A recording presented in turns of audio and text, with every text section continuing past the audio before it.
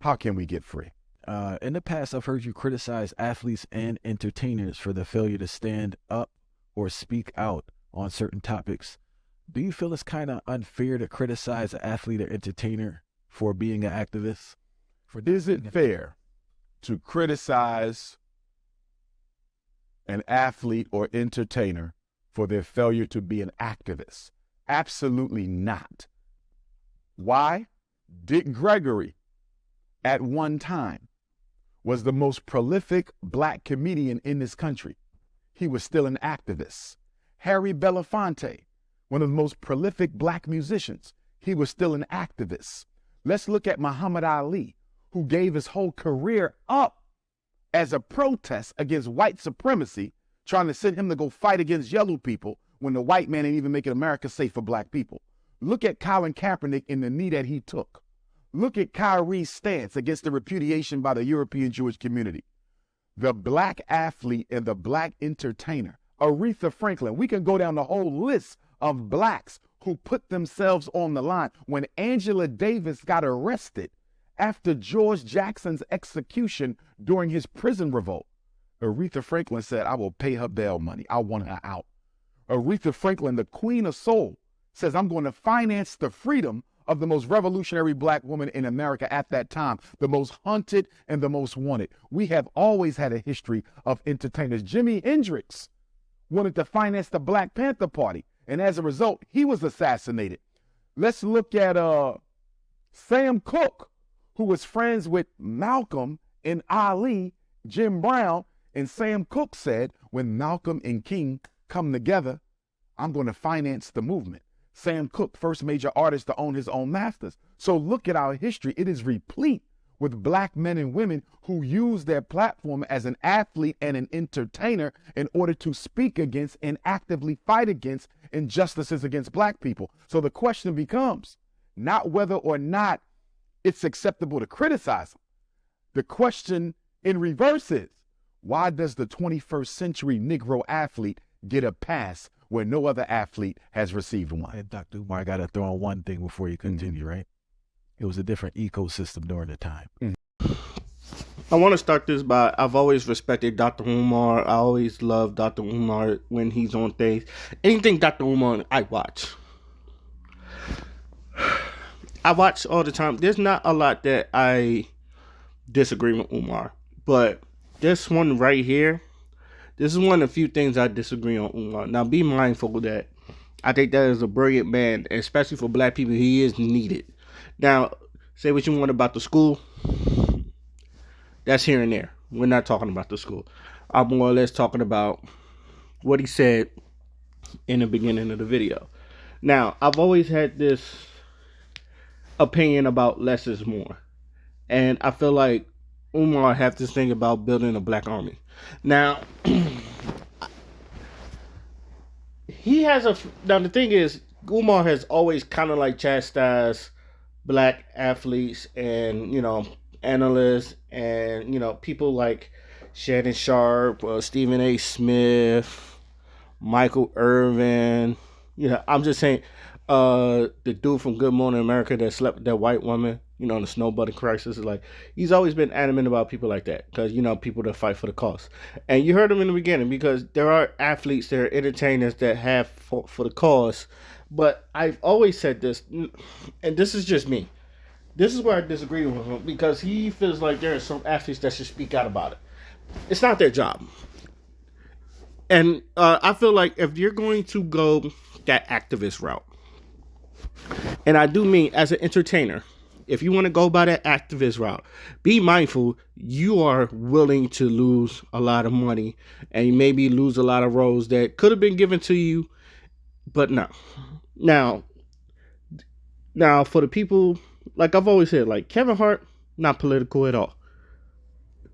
No one gets on Kevin Hart being not political. Matter of fact, I like it when people say they're not political at all, or this is not in my repertoire. You should probably ask someone that's more knowledgeable about that because they know where the fuck they stand in. And sometimes a lot of people don't care. And even black people, even black folks, even in our state, there's a lot of black folks that don't care. It's just, you know what? I just want to go to work, do my job, and come home, provide for my family, blah, blah, blah. And you should have the right to do that without no one chastising you. Because you know why? Because if you get fired, they're not going to fucking, let me help you out, bro. Let me take care of your house. They're just going to look at you like, damn, son. Hate to see that. I hate to see that it happened to someone like you. They'll look at you like, damn, but they won't lend a helping hand or, try to help you get back on your feet. None of the niggas that be saying that will help you get back on your feet. And, that's how a community. Now, I would rather, and this is just me, look, if you're going to do it, know that, you're going to lose some shit, you're going to lose some roles, and you may even lose some opportunities that was once given to you and take away because of your stance, especially when it comes to race. And I feel like in those days, because, he was talking about, Harry Belafonte, Aretha Franklin. Now, that is a different time, which the host was saying, yeah, it was a different era. There's a different time where, especially where, Jim Crow was prevalent. And, like, he has a point. Even during those times, like Muhammad Ali, like, he lost a lot of money because he didn't want to fight that war. People looked at him as a coward. People wasn't getting on him. People hated Dr. Martin Luther King. People hated Malcolm X. A lot of these people were hated until their untimely death. And then, like, people loved him. Except for Ali. People just loved Ali just to love Ali. But, a lot of people during that time gave him shit about it. Especially, like, calling him a coward. Like, oh, you're running from the American war because he did not want to fight the war in Vietnam. Colin Kaepernick is like that modern thing because he was willing to give up his whole career, and which he did. That man could still be in the league right now. Fuck it. Tom Brady's like 40. There's no telling how many championships he could have won. Maybe one or two. But that's neither here. That's neither here and there. He chose the path that he chose, and he was able to, cope with it. And a lot of folks are not willing to do that because, especially since you work so hard for the opportunity to be in the position you want to be, you would rather not do some of the dumb shit. And to which you shouldn't really have to. Now, the thing is, I don't think that's, half the time, I don't think it's cooning. I get why Umar is mad because, if you're black first, you see this happening to our people, you should really speak out about that. Bill Cosby has done it. Dick Gregory has done it. Most people have done it. People, but like I said, but they're willing to, I think a lot of those people, they're willing to, put themselves on the line to do that. And I feel like if you want to create people, if you want people to do that, you got to make sure they're willing to put themselves on the line to do that. Which is why I want our people to have our own shit. I feel like a lot of our people would more or less do it if we had our own shit, to a point where I tell people, like, you want that man to quit the job, but if he quits the job, are you going to take care of his bills? No, because you got your own bills to take care of. If you're going to tell that man to quit the job, you better be able to pay his bills, or at least try to help him find a job to the equivalence of what he was getting paid. Because a lot of people was like, if I was me, I'd quit that job. I was like, bro, that man is making 6-7 figures. Where the fuck will you get? Like, Beyonce made $24 million for that show in Dubai. Where else in the fuck where you get $24 million just to sing fucking songs for 2 hours or 3 hours or however long it's? And I'm not demeaning Beyonce, but where else would you find somewhere like that? Nowhere. They gave her $24 million. For any other regular person, $24 million will set you for the rest of your fucking life. To her, that's a Tuesday. Literally. I don't know when it was done, but you know what I'm saying. But I feel like if we want these people to, do this stuff, we need to have some place for them to fall back on. That's the biggest problem. We don't have nothing to fall back on. So these niggas falling back, they're falling back on a bottomless pit. A lot of I've seen it to a point where a lot of these people have stood up and like you never see or hear from them again. Why? And then like they're broke, homeless, and struggling, just to even try to find a job because they're probably blacklisted, blackballed, or something bad has happened to them to where they can't even work no more. Now, I feel I'm one of them dudes is just like, you give me 10 people that know what the fuck they doing, we can fucking run this whole shit like an operation. Sort of like LeBron's people. It's just him and 4 people. That man LeBron now is a billionaire because of the people he done put. And they put, a lot of these people was great at, like, exceptional with it. You give me, and this is probably the military me talking, you give me 10 exceptional people. Now, when I was in the pipe shop in the Navy, and the whole repair division, let's just say the repair division, we was, for what my LPO told me, or at least he was telling me, when he was on other ships, it was just like double. Like we was under, from what he would say, we was undermanned. He said, I've been on other carriers, it's like double. It's about double that size, and for our size, we was just like half of what other carriers, give or take. This is what he said, and we got so much work done. It's just like it impressed other fucking. He's just like and even him. He said, I've seen people with double the fucking man don't do about half of what y'all do. That's saying a lot. Me. And here's another story, because it's just like we were so good at what we was doing. My chief selected a number of people. It was like me, 3 second classes, and my chief. Like 5 people. 5 people, I think.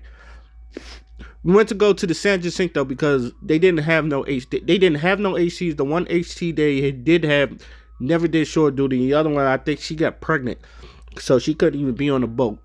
So they needed someone. They called us. And now I was a fireman. I don't even think I was a third yet, but I was a fireman when this happened, and I got selected. I didn't even know. My chief walked up to me, and I knew on the last day, and everybody was.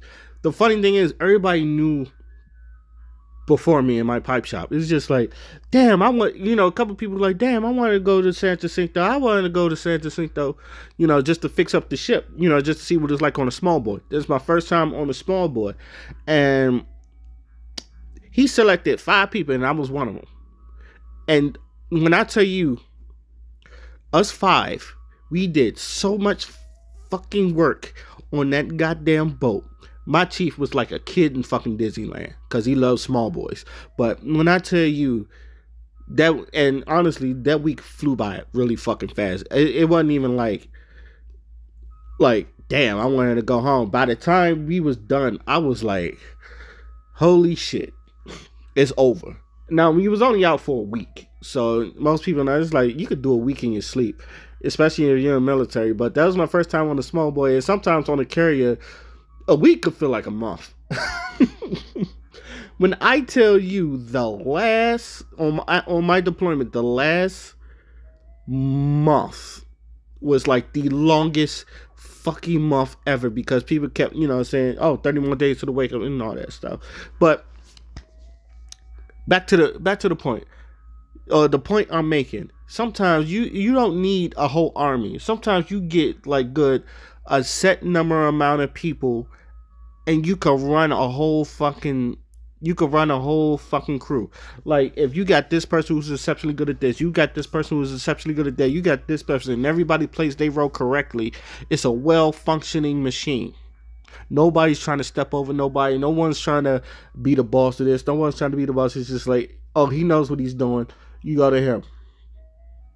That, to me, that's more or less like it. And that's how I feel like with those people he named, like Dick Gregory, Harry Belafonte, Muhammad Ali. Those people were exceptionally good at what they did. And even when it was for the cause, those people looked out for each other. Like, trust me, Muhammad Ali was looked out for. When he talked about Aretha Franklin, and he was like, oh, we was going to finance. Sam Cooke was going to finance Martin Luther King and Malcolm X. These people, like I said, it was for the cause, but at the same time, These are the people you want. And that's probably why they was assassinated, because, you know, these people make moves.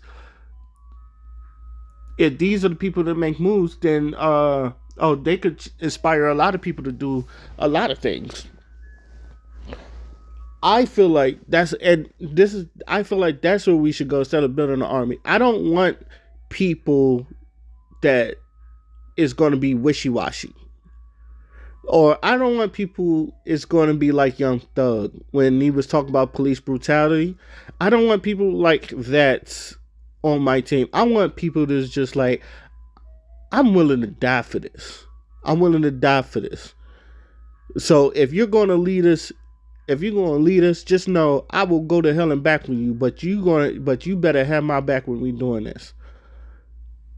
And I feel like that's what we need, especially if you want black people to prosper. And this is why I always, fucking chant of us having our own shit. Because if we have our own shit, more people will be like, I don't need this. I can go over there. And even then, it's just like, imagine you have a business and your man's gets fired. It's like, yo, come work with me. You may not make as much, but, with the amount of work that you put in and the amount of faith that I know you can do this, we could push you up. We could push this business to where it needs to be. Like, you get people with a certain set of skills, and shit can go bananas. Like, you can really fucking, like I said, run a fucking country or run a fucking state if you really could. You get a good amount of sort of people. Even like I said, back to military teams. Sometimes when you see them SEAL team candidates, it's not a whole fucking army they bring in. It's just like maybe 5 to 10 people. And those 5 to 10 people got each other back. It's easier to watch. You watch my back, you watch my back, you watch my back. And like, this is the last thing, and I'm gonna close it out. I've always said this: probably the most terrible plan, in my opinion, that American history has ever fucking did was D-Day. You know why? Because you made these and I looked at that, and it's like, they could have went around, but it would have took too long. So instead, they just go to the fucking beach and then just storm the, I think the Normie, what I'm saying, storm the beaches. To this day, and I've watched that, it's the fucking dumb plan. You know why? Because motherfuckers was set out there, and you got thousands, and you got a certain motherfuckers killed for no goddamn reason. Because there was on a boat with no fucking protection, while these motherfuckers is camped out there shooting motherfuckers, and you got no way to protect them, and just rolling their boat to the fuckers very slowly, there, with no fucking protection, with no way to protect them, and you just storming them out there. You just say fuck it. To me, that is the biggest gamble, and it's one of the worst. And I don't give a fuck who you say. It's one of the dumbest plans in American history. Thank God it worked out in his favor, but it was a dumb fucking plan. And I think anybody with racism amount could tell you that. If you at least gonna put them motherfuckers out there, at least have them fucking protected. Put some bullet shields, some gun shields or some shit like that. These niggas out there with no shield, no protection, or nothing, just a gun and a fucking boat where people can see you from fucking miles away, and they fucking plucking at fucking American soldiers, and a lot of them died before they even fucking hit the fucking beach. And who knows how many died on that beach. It's one of the dumbest, I say it all the time, that's been one of the dumbest plans in American history ever. But, you get a nice secluded plan where people watch their backs, and this goes well, and it's all sorted and planned out, and everybody got their back. Shit runs smoothly. But that is my consideration. If Umar ever finds this video, first of all, hello. Second of all, I'm a big fan, but this is one of the only few things I disagree with you. I feel like I always go with the less is more, and I feel like if you get people that is willing to die for the cause, and I mean really die for the cause, not no wishy-washy shit. but it's just like, yo, I'm gonna ride with you till the wheels fall off. I feel like you'll have a better outcome than what you're trying to achieve than, just going after fucking celebrities that can be bought, like Malcolm X said. Some of these celebrities can be bought. Some of these celebrities can be financed. And it shows that. So that's my opinion on that. Let me know what you guys think. Till then, my name is Mosquito Fly, and I'm out. Peace. They're doing a special on Mike Brown, the Ferguson situation. What do you think needs to be changed in the way black men are policed in America? Leave that up with the critics and the laws and all that other shit. We having fun, we iced out, we having money. That's how we doing it. So you feel like it's not the artist's place to speak on social issues? No.